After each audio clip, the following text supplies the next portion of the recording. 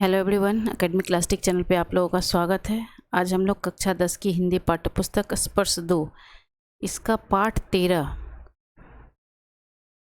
तीसरी कसम के शिल्पकार शैलेंद्र इसका प्रश्न अभ्यास करेंगे।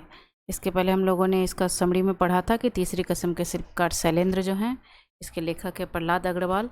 और इसमें जो है मेनली तीसरी कसम जो फिल्म थी जिसके पटकथा के लेखक थे, मूल कथा के लेखक फणीश्वरनाथ रेणु, तो ये उसी फिल्म पर आधारित, उसी फिल्म के बारे में बताया गया और उसमें राज कपूर ने जो अभिनय किया है और वहीदा रहमान, उसके बारे में इसमें बताया गया है। तो चलिए आज देखते हैं इसका प्रश्न अभ्यास। पहला है निम्नलिखित प्रश्नों को उत्तर 1-2 पंक्तियों में लिखिए। इसमें 8 क्वेश्चन है।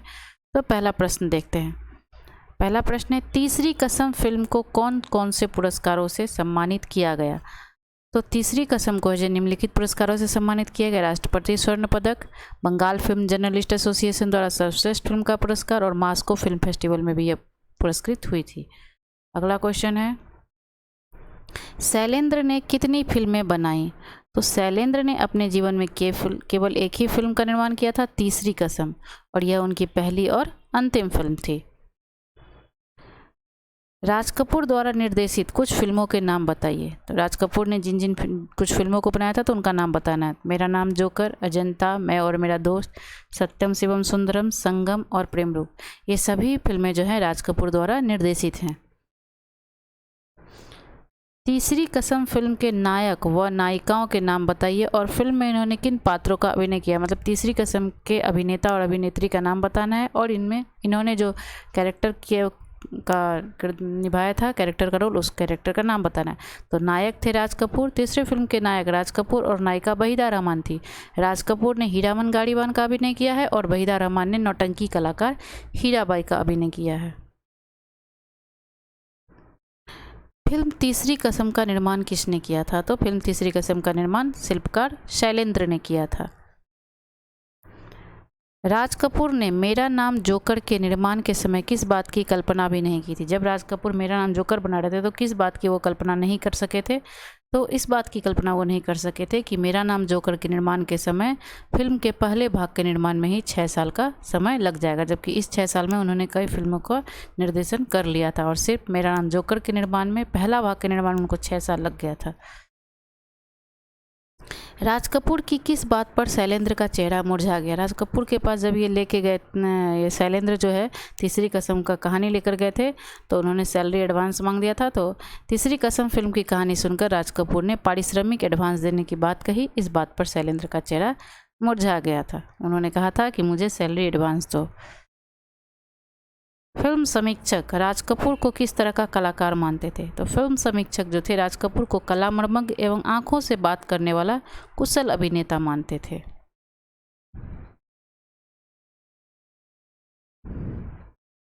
अब है निम्नलिखित प्रश्नों के उत्तर 25 से 30 शब्दों में लिखिए। इसमें 7 क्वेश्चन है। तो चलिए देखते हैं।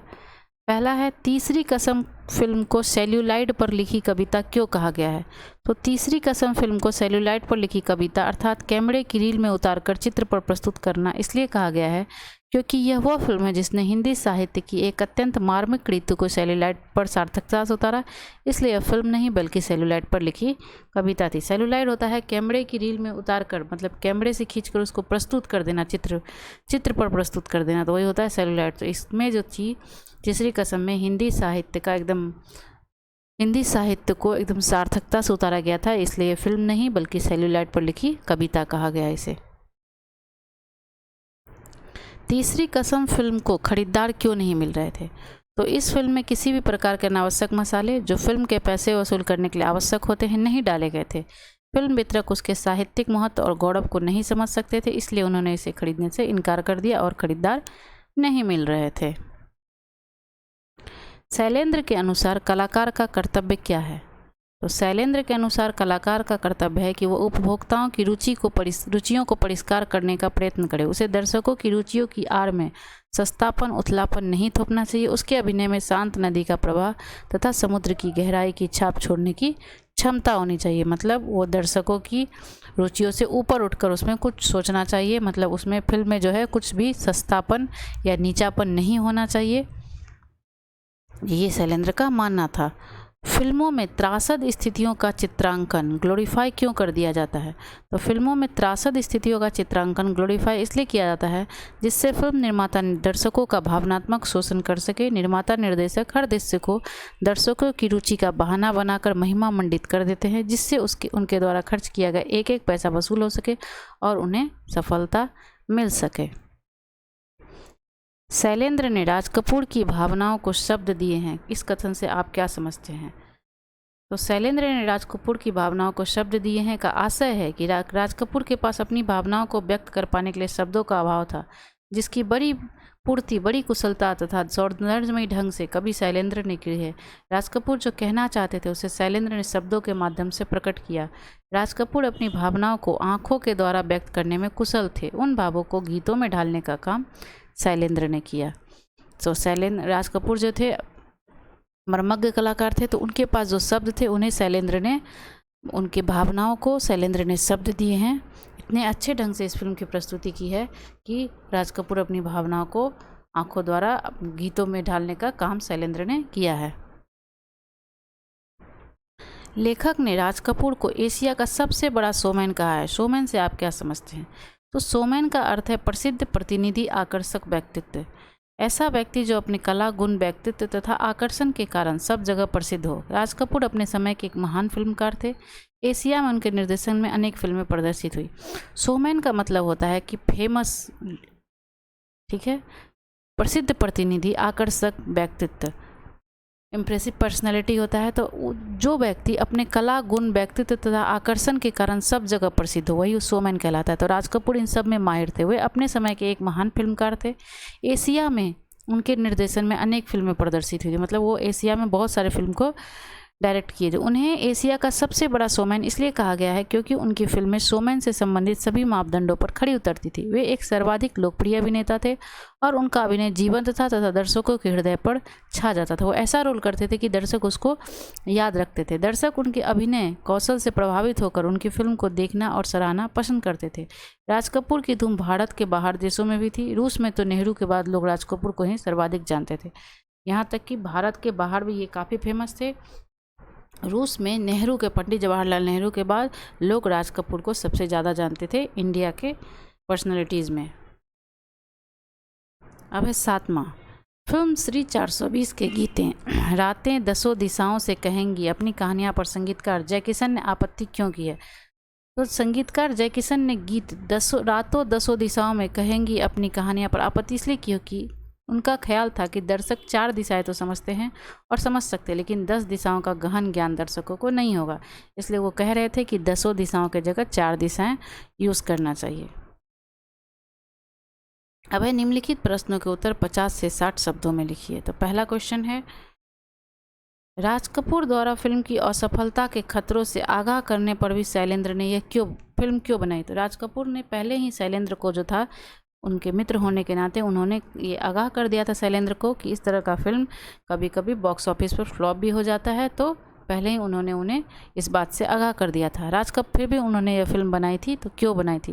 राज कपूर एक परिपक्व फिल्म निर्माता थे तथा शैलेंद्र के मित्र थे, अतः उन्होंने एक सच्चा मित्र होने के नाते शैलेंद्र को फिल्म की असफलता के खतरों से आगाह भी किया था। लेकिन शैलेंद्र ने फिर भी तीसरी कसम फिल्म बनाई क्योंकि उनके मन में इस फिल्म को बनाने की तीव्र इच्छा थी। वे तो एक भावुक कवि थे, इसलिए अपनी भावनाओं की अभिव्यक्ति इस फिल्म में करना चाहते थे। उन्हें धन लिप्सा की नहीं बल्कि आत्मसंतुष्टि की लालसा थी, इसलिए उन्होंने यह फिल्म बनाई। राज कपूर ने तो उन्हें समझा ही दिया था कि इस फिल्म जो है इस तरह से असफल भी हो सकता है। लेकिन शैलेंद्र जो थे वो किसी भी लाभ हानि के लिए काम नहीं करते थे, वो अपनी आत्मसंतुष्टि के लिए, और वो एक भावुक कवि थे, इसलिए इस फिल्म को वो बनाए। इससे उन्हें आत्मसंतुष्टि मिलती थी, उन्हें कोई भी धन की अभिलाषा नहीं थी। तीसरी कसम में राज कपूर का महिमामय व्यक्तित्व किस तरह हीरामन की आत्मा में उतर गया है? तो राज कपूर एक महान कलाकार थे। फिल्म के पात्र के अनुरूप अपने आप को ढाल लेना वे भली भांति जानते थे। ये एक बहुत अच्छे कलाकार थे राज कपूर। तो फिल्म में कैरेक्टर के अनुसार किस तरह अपने आप को ढालना है वो ये जानते थे। जब तीसरी कसम फिल्म बनी थी उस समय राज कपूर एशिया के सबसे बड़े शोमैन के रूप में स्थापित हो चुके थे। तीसरी कसम में राज कपूर का अभिनय चरम सीमा पर था। उन्हें एक सरल हृदय ग्रामीण गाड़ीवान के रूप में प्रस्तुत किया गया। उन्होंने अपने आप को उस ग्रामीण गाड़ीवान हीरामन के साथ एकाकार कर लिया। इस फिल्म में एक शुद्ध देहाती जैसा अभिनय जिस प्रकार से राज कपूर ने किया है वह अद्वितीय है। तो एशिया के सबसे बड़े शोमैन के रूप में उस समय जाने जाते थे। तो तीसरी कसम में जो था ये बखूबी उसमें रोल किए थे। जो गाड़ीवान होता है एकदम उसके पात्र में वो डूब गए थे, एकदम गाड़ीवान ही बन गए थे। एक गाड़ीवान की सरलता, नौटंकी की बाई में अपनापन खोजना, हीराबाई की बोली पर रीझना, उसकी भोली सूरत पर न्यौछावर होना और हीराबाई की तनिक सी उपेक्षा पर अपने अस्तित्व से जूझना जैसे हीरामन की भावनाओं को राज कपूर ने बड़े सुंदर ढंग से प्रस्तुत किया है। फिल्म में राज कपूर कहीं भी अभिनय करते नहीं दिखे, बल्कि ऐसा लग रहा था जैसे वे ही हीरामन है। तीसरी कसम फिल्म में राज कपूर का पूरा व्यक्तित्व ही जैसे हीरामन की आत्मा में उतर गया। वो लग ही नहीं रहे थे इस फिल्म में कि वो एक हीरो हैं, राज कपूर हैं, शोमैन हैं एशिया के। वो एकदम देहाती बन चुके थे, एक गाड़ीवान बन चुके थे, पूरे उसके कैरेक्टर में ढल चुके थे। तो इस तरह जो है तीसरी कसम में राज कपूर का महिमामय व्यक्तित्व, मतलब जो उनका शोमैन का खिताब था, वो उसमें पूरा हीरामन की आत्मा में उतर गए थे। यही इसमें स्पष्ट करना था। लेखक ने ऐसा क्यों लिखा है कि तीसरी कसम ने साहित्य रचना के साथ 100% न्याय किया है? तो यह वास्तविकता है कि तीसरी कसम ने साहित्य रचना के साथ 100% न्याय किया है। यह फणीश्वरनाथ रेणु की रचना मारे गए गुलफाम पर बनी है। इस फिल्म के में मूल कहानी के स्वरूप को बदला नहीं गया। कहानी के रेशे रेशे को बड़ी ही बारीकी से फिल्म में उतारा गया। साहित्य की मूल आत्मा को पूरी तरह से सुरक्षित रखा गया था। ये साहित्य के साथ इसलिए 100% न्याय करता है तीसरी कसम। शैलेंद्र के गीतों की क्या विशेषताएं हैं, अपने शब्दों में लिखिए। तो शैलेंद्र एक कवि और सफल गीतकार थे।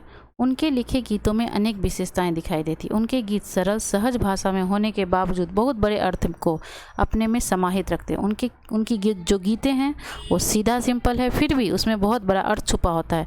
वे एक आदर्शवादी भावुक कवि थे और उनका यही स्वभाव उनके गीतों में भी झलकता है। अपने गीतों में उन्होंने झूठे दिखावों को कोई स्थान नहीं दिया। उनके गीत में जो है कोई झूठा दिखावा नहीं है। उनके गीतों में भावों की प्रधानता थी और वे आम जनजीवन से जुड़े थे। वे तो थे सिंपल लिविंग स्टाइल से उनका गीत जुड़ा हुआ था। उनके गीतों में करुणा के साथ साथ संघर्ष की भावना भी दिखाई देती है। उनके गीत मनुष्य को जीवन में दुखों से घबराकर रुकने के स्थान पर निरंतर आगे बढ़ने को संदेश देते हैं। उनके जो गीत हैं उस मनुष्य को प्रेरित करते हैं कि अपने दुखों से घबराकर रुको मत, बल्कि आगे बढ़ते जाओ। उनके गीतों में शांत नदी सा प्रवाह और समुद्र सी गहराई होती थी। उनके गीत का एक एक शब्द भावनाओं की अभिव्यक्ति करने में पूर्णतः सक्षम है। ये उनके गीतों की विशेषताएं थी। फिल्म निर्माता के रूप में शैलेंद्र की विशेषताओं पर प्रकाश डालिए। तो फिल्म निर्माता के रूप में शैलेंद्र की अनेक विशेषताएं हैं।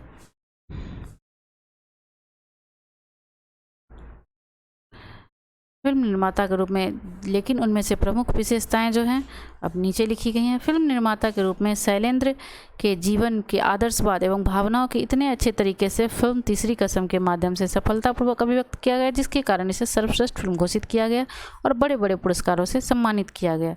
दूसरा है, राज कपूर की सर्वोत्कृष्ट भूमिका को शब्द देकर अत्यंत प्रभावशाली ढंग से दर्शकों के सामने प्रस्तुत किया है।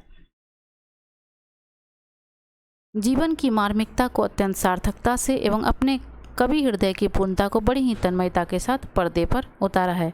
तो ये जो थी उनकी विशेषताएं थी फिल्म निर्माता के रूप में।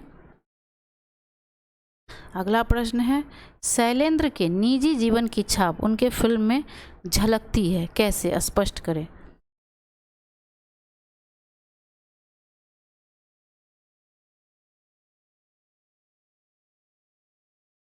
तो शैलेंद्र के निजी जीवन की छाप उनके फिल्म में कैसे झलकती, यह स्पष्ट करना है। तो शैलेंद्र एक आदर्शवादी, संवेदनशील और भावुक कवि थे। शैलेंद्र ने अपने जीवन में एक ही फिल्म का निर्माण किया जिसका नाम था तीसरी कसम। यह एक संवेदनात्मक और भावपूर्ण फिल्म थी। शांत नदी का प्रवाह और समुद्र की गहराई उनके निजी जीवन की विशेषता थी। अभी हमने पढ़ा था, और यही विशेषता उनकी फिल्म में भी दिखाई देती है। तीसरी कसम का नायक हीरामन, जो कि राज कपूर बने थे, अत्यंत सरल हृदयी एवं भोला भावा भोला भाला नवयुवक है जो केवल दिल की जुबान समझता है, दिमाग की नहीं, क्योंकि उसमें उन्होंने बड़ा सीधा साधा का रोल किया है। इसलिए उनके लिए मोहब्बत के सिवा किसी चीज़ का कोई अर्थ नहीं। ऐसा ही व्यक्तित्व शैलेंद्र का था। हीरामन को धन की चकाचौंध से दूर रहने वाले एक देहाती के रूप में प्रस्तुत किया गया है। शैलेंद्र स्वयं भी यश और धन लिप्सा से कोसों दूर थे। जिस तरह यहाँ जो है एक गरीब देहाती का वर्णन किया, उसी तरह शैलेंद्र जो थे एकदम उनको वहाँ उसके लिए मोहब्बत के सिवा कुछ नहीं है फिल्म में हीरामन के लिए। तो ये भी एक पूरे भावुक कवि थे, इनको भी धन लिप्सा की कोई आशा नहीं थी। इसके साथ साथ फिल्म तीसरी कसम में दुख को भी सहज स्थिति में जीवन सापेक्ष प्रस्तुत है। दुख को भी जो है इसमें बताया गया है कि जीवन में दुख भी आता है, उसको कैसे हम लोग उससे उबर सकते हैं। शैलेंद्र अपने जीवन में दुख को सहज रूप से जी लेते थे, वे दुख से घबराकर उससे दूर नहीं भागते थे। इस प्रकार स्पष्ट है कि शैलेंद्र के निजी जीवन की छाप उनके फिल्म में झलकती है। तो जैसे ये थे अपने निजी जीवन में, उसी तरह का इन्होंने फिल्म बनाया था, इसलिए इनके निजी जीवन की छाप जो है उनकी फिल्म तीसरी कसम में झलकती है। अगला प्रश्न है, लेखक के इस कथन से कि तीसरी कसम फिल्म कोई सच्चा कवि हृदय ही बना सकता था, आप कहाँ तक सहमत हैं? तो लेखक के इस कथन से कि तीसरी कसम फिल्म कोई कवि हृदय ही बना सकता था से हम पूरी तरह सहमत हैं, क्योंकि कवि कोमल भावनाओं से ओतप्रोत है। शैलेंद्र जो थे कोमल भावनाओं से ओतप्रोत थे, उनमें करुणा एवं सादगी और उसके विचारों में शांत नदी का प्रवाह तथा समुद्र की गहराई का होना जैसे गुण कूट कूट कर भरे होते हैं। ऐसे ही विचारों से भरी हुई तीसरी कसम एक ऐसी फिल्म है जिसमें न केवल दर्शकों की रुचियों का ध्यान रखा है, बल्कि उनकी गलत रुचियों को सुधारने की भी कोशिश की गई। तो फिल्म तीसरी कसम जो है एक सच्चा कवि बना सकता है, ये एकदम सहमत है हम लोग इससे, क्योंकि इसमें जो है कोमल भावनाएं हैं, करुणा और सादगी है फिल्म में, और इसमें कोई भी ऐसा चीज़ नहीं रखा गया है जो कि गलत रुचियों को दर्शाता है, जब बल्कि दर्शकों की गलत रुचि को सुधारने की इसमें कोशिश भी की गई है इस फिल्म में। अब है निम्नलिखित के आशय स्पष्ट कीजिए। तो पहला है, वह तो एक आदर्शवादी भावुक कवि था जिससे अपार संपत्ति और यश तक की इतनी कामना नहीं थी जितनी आत्मसंतुष्टि के सुख की अभिलाषा। इसका मीनिंग लिखना है। तो इसका आशय है कि शैलेंद्र एक आदर्शवादी भावुक हृदय कवि थे। उन्हें अपार संपत्ति तथा लोकप्रियता की कामना इतनी नहीं थी जितनी आत्मतुष्टि, आत्मसंतोष, मानसिक शांति, मानसिक सांत्वना आदि की थी। उन्हें धन का कोई लोभ नहीं था, क्योंकि ये सद्वृत्तियाँ धन से नहीं खरीदी जा सकती, न ही इन्हें कोई भेंट कर सकता है। ये सब जो है आत्मतुष्टि, आत्मसंतोष, मानसिक शांति, ये सब धन से नहीं खरीदा जा सकता है, न ही इसको कोई गिफ्ट कर सकता है। इन गुणों की अनुभूति तो अंदर से ईश्वर की कृपा से होती है। इन्हीं अलौकिक अनुभूतियों से परिपूर्ण थे शैलेंद्र, तभी तो वे आत्मतुष्टि चाहते थे। यही इस लाइन का आशय है, मतलब है।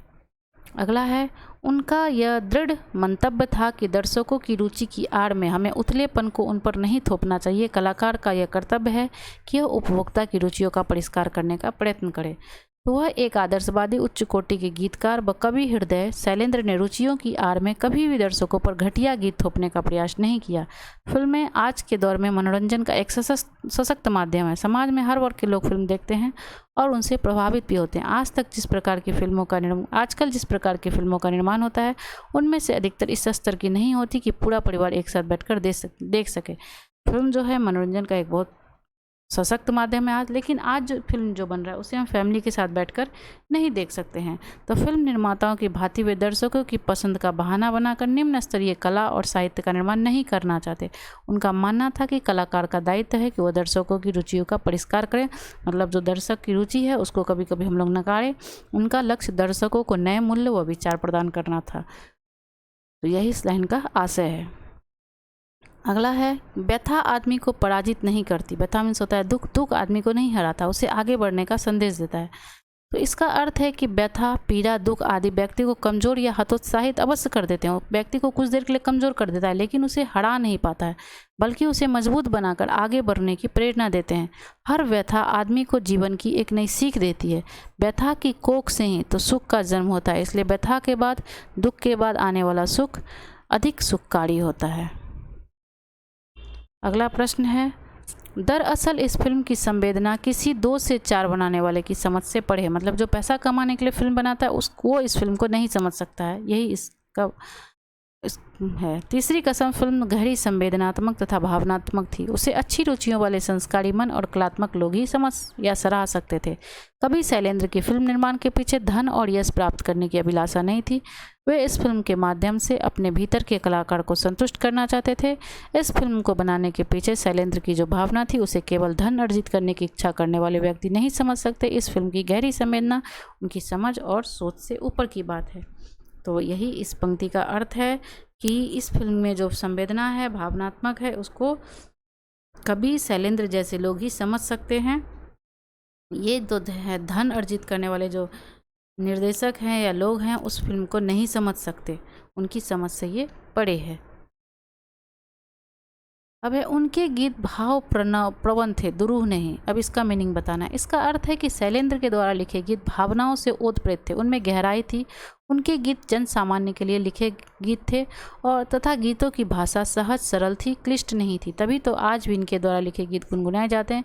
ऐसा लगता है मानव हृदय को छूकर उसके अवसाद को दूर कर देते, मतलब हृदय को छूते हैं और उसमें जो अवसाद है मतलब दुख है वो बाहर निकल आता है।